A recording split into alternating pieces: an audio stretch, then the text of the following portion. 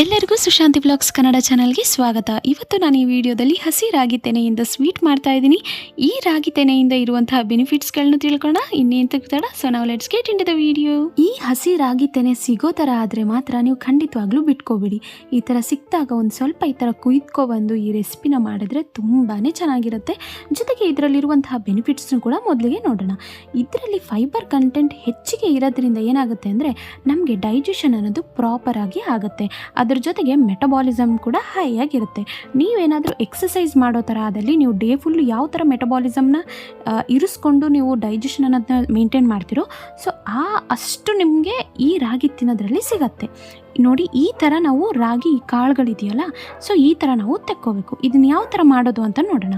ಮೊದಲಿಗೆ stove on ಮಾಡಿ ಅದನ್ನು ಡೈರೆಕ್ಟಾಗಿ ಹಿಡ್ದಿರ ಈ ಥರದೊಂದು ಪ್ಯಾನ್ ಇಟ್ಟು, ಅಂದರೆ ಈ ಥರದ್ದು ಸುಡೋದನ್ನ ಇಟ್ಬಿಟ್ಟು ಅದರಲ್ಲಿ ಈ ರಾಗಿ ತಾನೇ ಹಸಿದಿರುತ್ತಲ್ಲ ಸೊ ಅದನ್ನು ಹಾಕಿ ಈ ಥರ ಟ್ವಿಸ್ಟ್ ಮಾಡ್ತಾ ಇದ್ದರೆ ಸಾಕು. ಅದು ನಮಗೆ ಈಸಿಯಾಗಿ ಬೇಯ್ತಾ ಹೋಗುತ್ತೆ. ಎಷ್ಟು ತಪ್ಪ ಈ ಥರ ಬೇಯಿಸಬೇಕು ಅಂತ ಅಂದರೆ ಇದು ಎಷ್ಟು ಬೇಯುತ್ತೋ ಅಂದರೆ ಎಷ್ಟು ಸಿಯೋ ಥರ ಆಗುತ್ತೋ ಅಷ್ಟು ಟೇಸ್ಟಾಗಿರುತ್ತೆ. ನೀವು ಕೂಡ ಖಂಡಿತವಾಗ್ಲೂ ನಿಮ್ಮ ಮಕ್ಕಳಿಗೆ ಮಾಡ್ಕೊಂಡು ಕೊಡಿ. ಯಾರಿಗೆ ಅಂದರೆ ವೆಯ್ಟ್ ಲಾಸ್ ಆಗಬೇಕಂತ ಇರ್ತಿರೋ, ಅಂದರೆ ನ್ಯಾಚುರಲ್ ಆಗಿ ವೆಯ್ಟ್ ಲಾಸ್ ಆಗೋಗ್ತೀರಾ. ಏನಕ್ಕೆ ಅಂದರೆ ಈ ರಾಗಿನಲ್ಲಿ ನಾವು ರಾಗಿ ಮುದ್ದೆ ಮಾಡ್ಕೊಂಡು ತಿಂತೀವಿ, ರಾಗಿ ದೋಸೆ ಮಾಡ್ಕೊಂಡು ತಿಂತೀವಿ, ಈ ಥರ ಹಲವಷ್ಟು ರೆಸಿಪಿಗಳು ಕೂಡ ಇದೆ. ಈ ರಾಗಿ ನಾವು ಮುದ್ದೆ ಮಾಡ್ಕೊಂಡು ತಿಂದಾಗ ಏನಾಗುತ್ತೆ, ಹೊಟ್ಟೆ ಸ್ವಲ್ಪ ತುಂಬಿದಾಗಿರುತ್ತೆ. ಸೊ ಹಾಗಾಗಿ ಅದ್ರ ಜೊತೆಗೆ ನಾವು ಇನ್ನೇನು ಊಟ ಮಾಡೋದಕ್ಕೆ ಹೋಗಲ್ಲ. ಸೊ ಅದರಿಂದ ನಮ್ಗೆ ಏನಾಗುತ್ತೆ ಅಂದರೆ ನ್ಯಾಚುರಲ್ ಆಗಿ ವೆಯ್ಟ್ ಲಾಸ್ ಆಗ್ಬೋದು. ಇನ್ನೊಂದೇನು ಅಂದರೆ ಮೂಳೆ ನೋವು ಅದೆಲ್ಲ ಇರುತ್ತೆ ತುಂಬ ಜನಕ್ಕೆ. ಪ್ರತಿದಿನ ಸೇವನೆ ಮಾಡೋದ್ರಿಂದ ಏನಾಗುತ್ತೆ, ಈ ಮೂಳೆ ಅನ್ನೋದು ತುಂಬ ಸ್ಟ್ರಾಂಗ್ ಆಗಿ ಇರುತ್ತೆ. ನೋಡ್ತಿದ್ರಲ್ಲ, ಈ ಥರ ನಾವು ನೀಟಾಗಿ ಸುಟ್ಕೊಂಡ್ಬಿಟ್ರೆ ಸಾಕು. ಇದನ್ನು ಹೆಚ್ಚಿಗೆ ಸುಡಬೇಕು ಅನ್ನೋದೇನೂ ಇಲ್ಲ, ಜಸ್ಟ್ ಈ ಥರ ನಮಗೆ ಸುಟ್ಕೊಂಡ್ಬಿಟ್ರೆ ಸಾಕು. ಸೊ ಇದ್ರ ಜೊತೆಗೇನೆ ನಾನು ಇಷ್ಟೆಲ್ಲ ಬೆನಿಫಿಟ್ಸ್ ಹೇಳ್ಕೊಡ್ತಿರೋದ್ರಿಂದ ನಿಮ್ಮ ಕಡೆಯಿಂದ ಒಂದು ಲೈಕ್, ಶೇರ್, ಸಬ್ಸ್ಕ್ರೈಬ್ ಇದ್ದರೆ ನನಗೂ ಕೂಡ ತುಂಬಾ ಈ ಬೂಸ್ಟ್ ಕೊಟ್ಟಂಗಾಗುತ್ತೆ. ಸೊ ದಟ್ ನಾನು ಇನ್ನೂ ಇಂಟ್ರೆಸ್ಟಿಂಗ್ ಆಗಿರುವಂಥ ವೀಡಿಯೋಗಳನ್ನ ಅಪ್ಲೋಡ್ ಮಾಡ್ತೀನಿ. ಈಗ ಒಂದು ಪ್ಯಾನ್ನಲ್ಲಿ ಒಂದು 3/4 ಕಪ್ಪಿನಷ್ಟು ಬಿಳಿ ಸಾಸಿವೆನೂ ಕೂಡ ಹಾಕ್ಕೊಂಡು ಇದನ್ನು ರೋಸ್ಟ್ ಮಾಡ್ಕೋಬೇಕು. ನಿಮಗೂ ಗೊತ್ತು ಸಾಸಿವೆ ಇದರಲ್ಲೂ ಕೂಡ, ಅಂದರೆ ಇದು ಸಾಸಿವೆ ಅಂತಿದ್ದೀನಿ, ಸಾರಿ ಕಣ್ರಿ, ಎಳ್ಳು. ಈ ಬಿಳಿ ಎಳ್ಳು ಕೂಡ ಹಾಕ್ಕೊಂಡು ಒಮ್ಮೆ ನಾವು ನೀಟಾಗಿ ರೋಸ್ಟ್ ಮಾಡ್ಕೋಬೇಕು. ಇದು ಲೋ ಟು ಮೀಡಿಯಮ್ ಫ್ಲೇಮಲ್ಲಿ ರೋಸ್ಟ್ ಮಾಡ್ಕೊಳ್ಳಿ, ಸ್ವಲ್ಪ ಕಲರ್ ಶೇಡ್ ಆಗೋವರೆಗೆ. ಇದನ್ನು ತಣ್ಣಗಾಗಲಿಕ್ಕೆ ಒಂದು ಪ್ಲೇಟ್ನಲ್ಲಿ ಹಾಕಿಡಿ. ನಿಮಗೂ ಗೊತ್ತು ಆಲ್ರೆಡಿ ಬಿಳಿ ಎಳ್ಳಲ್ಲಿ ಎಷ್ಟು ಥರ ಬೆನಿಫಿಟ್ಸ್ ಇದೆ ಅಂತ ಹೇಳಿ. ಈಗ ಈ ಥರದ್ದೊಂದು ಮೊರೆ ಹಾಕ್ಕೊಳ್ಬೇಕು. ಅಂದರೆ ಈ ರಾಗಿ ತೆಗೆದಿದ್ದೀವಲ್ಲ, ಈ ಥರ ಸುಟ್ಟಿರುವಂತಹ ರಾಗಿನ ಈ ಥರ ಮೊರೆದಲ್ಲಿ ಹಾಕಿ ಚೆನ್ನಾಗಿ ನಾವು ಕೈಯಲ್ಲಿ ಈ ಥರ ಪ್ರೆಸ್ ಮಾಡಬೇಕು. ಈಗ ಏನಾಗುತ್ತೆ ಅಂದರೆ ಈ ಥರ ಪ್ರೆಸ್ ಮಾಡಿದಾಗ ಆ ರಾಗಿ ಕಾಳುಗಳಿದೆಯಲ್ಲ, ಈ ರಾಗಿ ಕಾಳುಗಳನ್ನೋದು ಈಸಿಯಾಗಿ ಬಿಟ್ಕೊಳ್ಳುತ್ತೆ.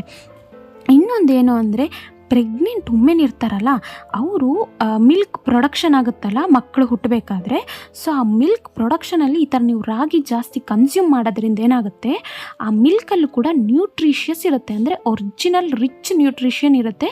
ಸೊ ಆ ಹಾಲನ್ನ ಮಕ್ಕಳುಗಳು ಕುಡಿಯೋದ್ರಿಂದ ಮಕ್ಕಳು ಕೂಡ ತುಂಬ ಪುಷ್ಟಿಯಾಗಿರ್ತಾರೆ. ಅದ್ರ ಜೊತೆಗೆ ಈಗಿನ ಕಾಲದಲ್ಲಿ ಹೆಣ್ಮಕ್ಳಿಗೆ ಅನಿಮಿಯಾ ಅನ್ನೋದು ತುಂಬಾ ಕಾಣುತ್ತೆ.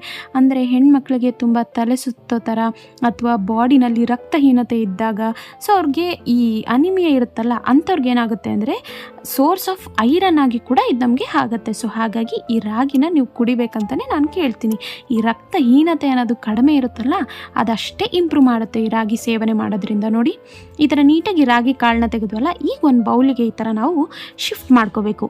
ಸೊ ಇದರಲ್ಲಿ ನಾನು ಏನೇನು ನೆಕ್ಸ್ಟ್ ಇಂಗ್ರೀಡಿಯೆಂಟ್ಸ್ ಆ್ಯಡ್ ಮಾಡ್ತೀನಿ ಅಂತಲೂ ಕೂಡ ಹೇಳ್ತೀನಿ.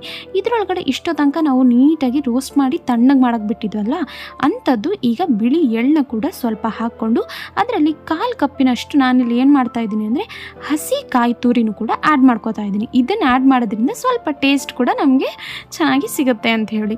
ಇದರ ಜೊತೆಗೆ ನಾನು ಏನು ಮಾಡಿದ್ದೀನಿ ಅಂದರೆ ತುರಿದಿರುವಂತಹ ಬೆಲ್ಲವನ್ನು ಹಾಕ್ತಾ ಇದ್ದೀನಿ.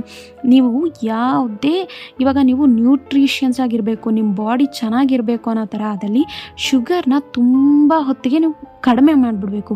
ನೀವು ಶುಗರ್ ಕಡಿಮೆ ಮಾಡಿದ್ರಿ ಅಂದ್ಕೊಳ್ಳಿ, ಆವಾಗ ನಿಮ್ಮ ಬಾಡಿ ನಿಮ್ಮ ಕಂಟ್ರೋಲಲ್ಲಿ ಇರುತ್ತೆ. ಸೊ ಹಾಗಾಗಿ ಇನ್ಸ್ಟೆಡ್ ಆಫ್ ಯೂಸಿಂಗ್ ಶುಗರ್ ನೀವು ಬೆಲ್ಲನ ಯೂಸ್ ಮಾಡಿ.